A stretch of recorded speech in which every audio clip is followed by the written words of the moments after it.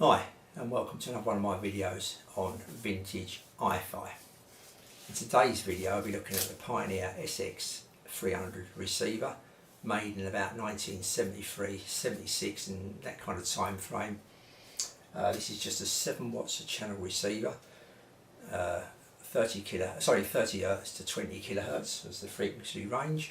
It's 1% total harmonic distortion, with measurements of 441 by 132 and 324 depth in millimeters, weighs 6 kilos.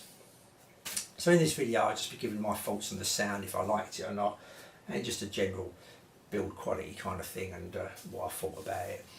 So yeah, let's have a look at it. One thing you will notice with these, and a few of the receivers I've got, is that the backlight of the tuning gang, all the numbers and that for the radio frequencies, is quite dim. It's quite subdued, especially in this bright light. I've got quite a bright light shining at it, and if I stick another bright light here, it probably disappears. I don't know without rewinding the video, but yeah, it's quite subdued, and a few of my receivers have. This has got the original bulbs. Now replacing them with LED ones obviously bring that up a lot brighter, but I don't particularly like that. I like it as it is. I will replace this at some stage with newer bulbs, but they'll still be the incandescent ones rather than the LEDs. I find the LEDs are just too powerful, too overpowering, and even the back's supposed to be black, and it can even change the colour of the background and obviously the colour of the numbers as well. I just like it as it is. It's subdued. You can still see it, but it's nice. It's there it should be, I think. The tuning meter's a little bit on the disappointing side light wise. I'm going on. It's a bit. I would like that just a tad more bluer than what it is. It's quite a pale blue there. I think a bit more blue would be nice, but just nitpicking a bit there. And as you can see, the actual main tuning dial there has got like a little orange pointer on it there.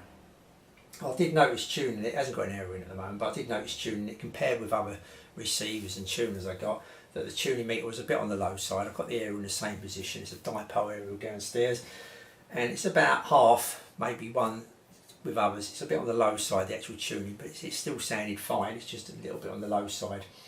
So if we look at the front, we've got the speaker select switch here, which actually the knob's in the wrong position there because I took it off and gave it a clean. But anyway, the speaker select switch there, which goes from off, speakers A, speakers off.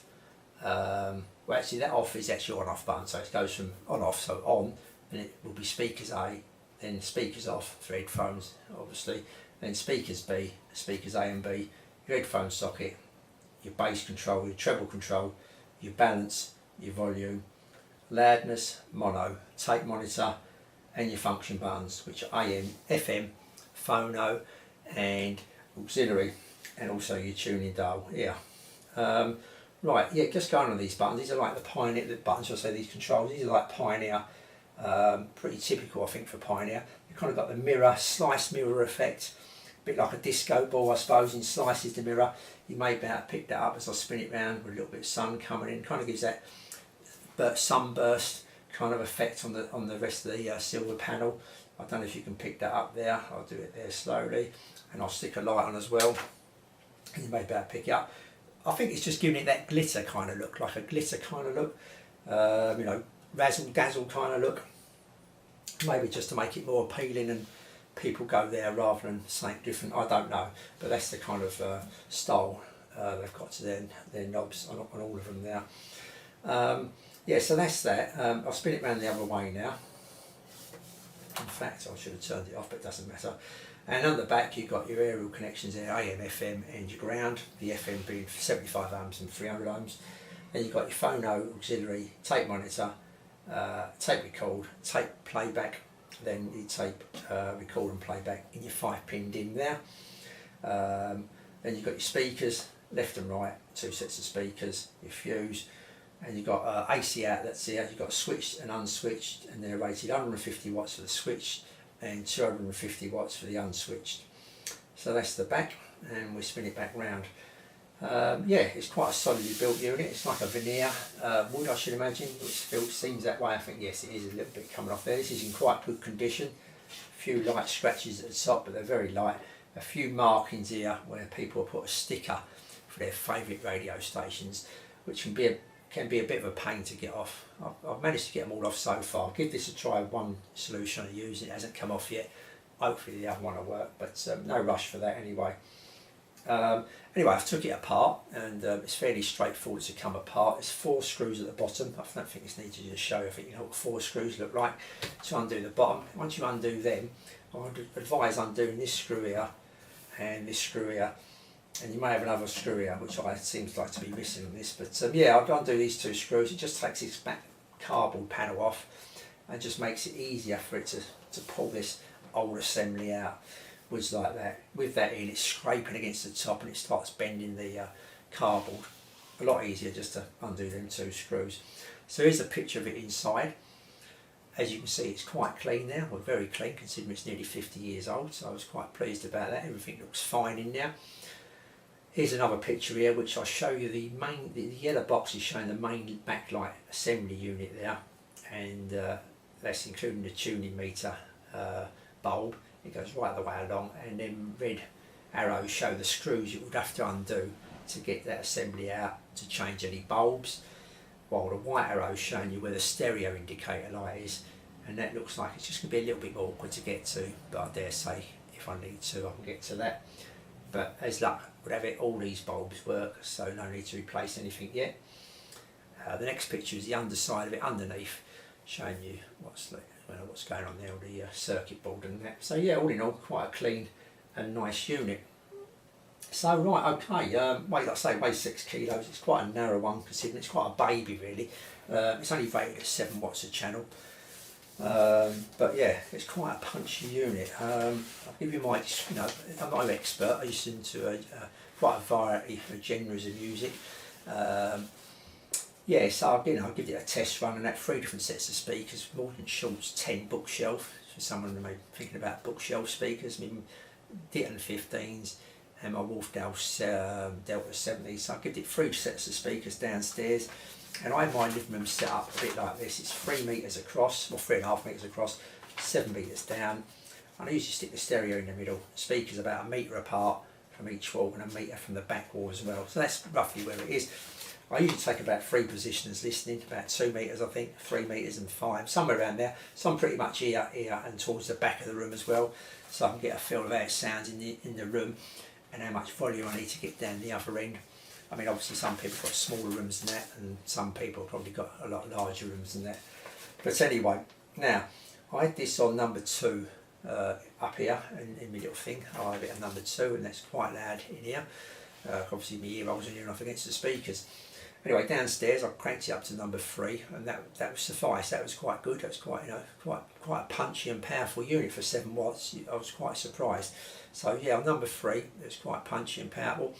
I plonked it up to number 4 down the other end of the room and I felt that was loud enough. It didn't have to go any louder than that. That was loud enough. It was kind of getting to the rocking stage, so to speak. We're rocking down there, kind of thing. Yeah, you wouldn't want it up much louder than that, I don't think, not unless you're having a party or something. You may crank it up to number 5 or 6, I don't know. But it's got a fair bit of weight behind it for 7 watts. So I was quite surprised, very surprised really. Yeah, it was, yeah, 7 watts of true power now, what a fault. Yeah, very, very punchy. Like I said, I tried it on for its 3 sets of speakers. I found the bass it's a little bit heavy on the bass here. The bass is like quite a lot of bass to it. So yeah, you wouldn't want to knock that up no more than about number 3. Any more than that would be too much, I think. So yeah, the bass was quite present. I felt the treble was a little, just a tad on the eye side, so I just turned it down just a little notch there on my brighter speakers. On the Morton Schultz are a little bit brighter, like more mid-rangey, and also the Celestial Dittons. I just had a tendency just to try to rein it back a bit and just knock the treble down a bit. Maybe a mid-range control would have been better. But anyway, yeah, so that's that. Also, I did prefer it on the Wolfdales, I must admit. Then I'll give the Celestials for 2nd, and the Morton Schultz for 3rd on reviewing this amp with them speakers. That's how I felt it went. None of them were bad at all. There weren't no bad setup there. This is quite a nice amp. It's got quite a good sound to it.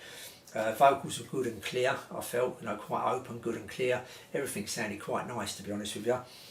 Now going on to the radio, as I said before, the signal meter's a bit on the low side, but it didn't really detract for anything else. A decent area with any receiver really required. I felt the radio sounded really nice. It sounded really nice, the radio. It sounded clear, open and sweet. The radio did sound nice on this. I enjoyed the radio. Yeah, so all in all, you know, it may be a bit of a brief description of how it sounded, but yeah, I was very pleased with it, very pleased. A nice receiver this. Now, as for value and where you pick up one, if you was interested, and I definitely recommend it, let's put it that way, and I won't get rid of mine. Yeah, I paid £60 or £70 for this now, I can't quite remember. Like I say, it was in quite good condition apart from a few slight blemishes, and I've been looking on eBay and it goes for about £60–70. That's the kind of ballpark figure, you know. And I would pay a bit more, yeah, you know, if you said there's one on there for 100, should I get it? You know, I'd say yes, it's worth the £100. I mean, if someone said to me, I'll give you £150 for this tomorrow, I'd keep it, not unless I could go and buy another one, that's for certain. I did enjoy this. This is a nice receiver, this. It may be, you know, basic and a low wattage, but still a nice receiver, very nice indeed. So yeah, I hope you enjoyed that and it gives you some kind of idea of how this Pioneer sounded. Like I say, I'm not going to come up with these all romantic and fairy tale words. I'm just going to say if it sounded good or it didn't, and if I felt it was a bit bassy or whatever, I kind of give them kind of descriptions really. And all in all, oh sorry, I forgot about the phone, probably quite important to a lot of people, the phono input as well, the phono stage sounded. And that sounded fine, that sounded really nice. The phono stage did sound really nice as well. So yeah, I was very pleased. As you probably know if you've watched a few of my other videos on reviewing stuff, I'll give it a rating out of 10, with 10's going to be 9 impossible to give or anything. I would have thought no, it's unbelievably good. So yeah, I'll give this a solid 8, without a doubt. This is a solid 8 in my books. I won't get rid of it. This is one to keep, either put in a cupboard or continue using or whatever, but one to keep hold of. I think it's a nice little gem. It's quite an old one and still going strong today, and hopefully it will do for a few more years down the line. So anyway, I'll say thank you for watching, and I'll see you all soon on my next video.